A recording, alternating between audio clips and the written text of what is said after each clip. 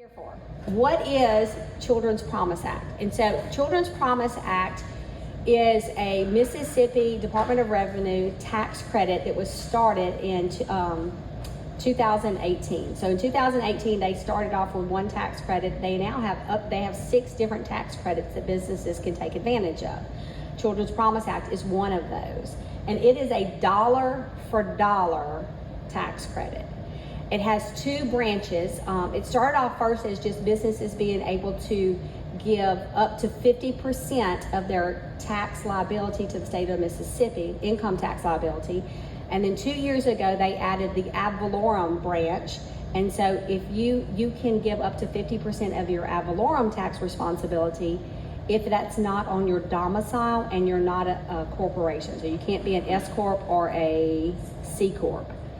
But so someone who has rental property, if you own a business, if you own a property that you use as your office, something of that nature, you can give up to 50% of your ad valorem as well. And you can do both.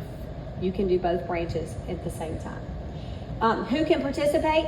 Anybody who owes taxes in the state of Mississippi, owes income taxes for their business. So that is who can participate. And what is the process? Now this is where it's going to take a little bit of time to explain. In the past, I'm going to tell you, in the past, I would collect all of the applications. They were paper-based applications, and I collected them. And on December 31st at midnight, since I've become the head of school, the last 3 years, I have spent rung in the new year by sitting in front of my computer with my finger on go. And at 12 o'clock, I would hit send of an email that had all the attachment of all of the applications that we had gathered up during the school year.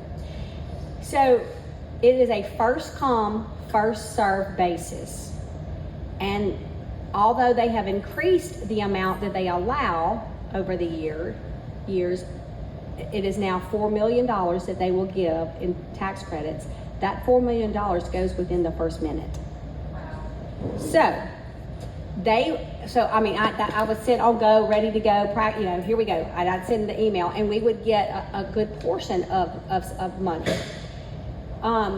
Each school can get up to $400,000. They have changed the process beginning this year. It is now going to be January the 4th at 8 a.m. and all the applications will be done online. So businesses will go online and complete the application. Now, I will tell you, there is a practice site. I've given y'all the practice site where you can go in and see all the things they're going to ask you. It's very simple to do. I am open if any business is like, I don't have time to fill this out, because it's basic information like your tax ID number, your address, who is making the donation.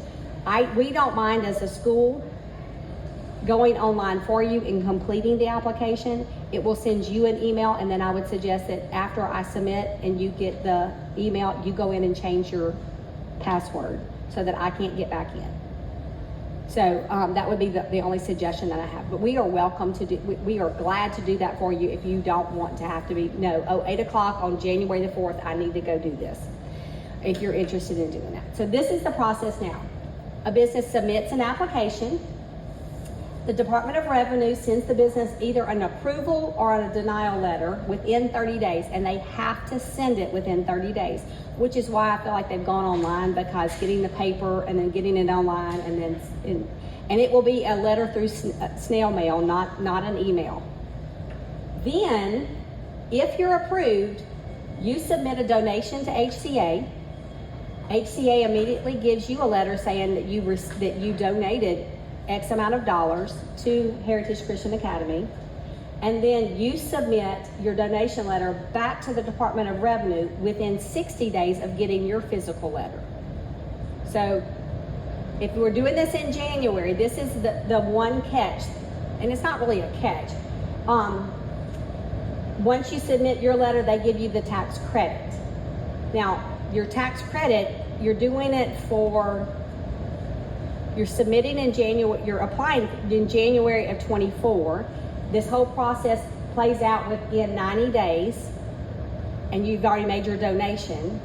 and you receive your tax credit for your 24 taxes. So you're prepaying your taxes. You're going to have you're going to get your tax credit, and you will actually submit that tax credit for your tax responsibility in April of 25. So there's the loop that you have to get into. So the first year could be a little more stressful for businesses if they, because they're actually paying a year ahead. So this is the process. They now have, this is the website, so that the submission site is the one that is over on the left, and the test site, which is open from November 1st to December 1st, if you want to just go in and play around and see what it's like, is on the right. And you can go in and set it up. So you go to the website and you click apply for charitable contribution credit. There are multiple organizations that you can choose from. So you're going to say, I want to do an educational one, and then we will be listed in the list of schools that are approved. So, and then I clicked through and actually gave you, so you can see the information it's giving you. I want to give an educational services charitable organization for the year 2024. I'm a business, I'm an individual.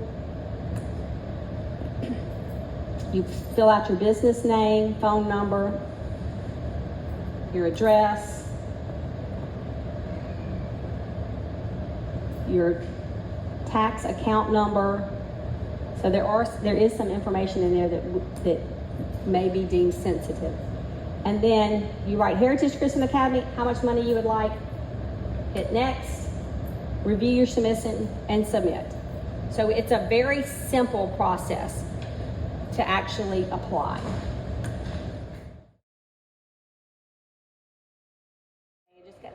First National has done this since the beginning when Heritage first started.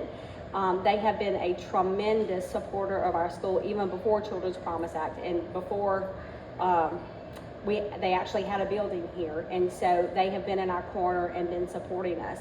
And so I asked him to come from a business point of view. How's the experience been for you, and has this worked for the bank?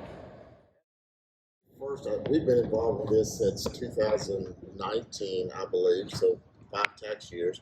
The process has been very easy. It's been good for the bank. When we first learned about this, we use a large regional tax firm, and so we let them review it, and of course they blessed it, and it's been good for us. We're a little bit different in that we're a sub S corporation, so the tax benefit is passed on to our shareholders based on their pro rata share of ownership. But that's worked beautiful for us. It's been absolutely no negativity to it at all.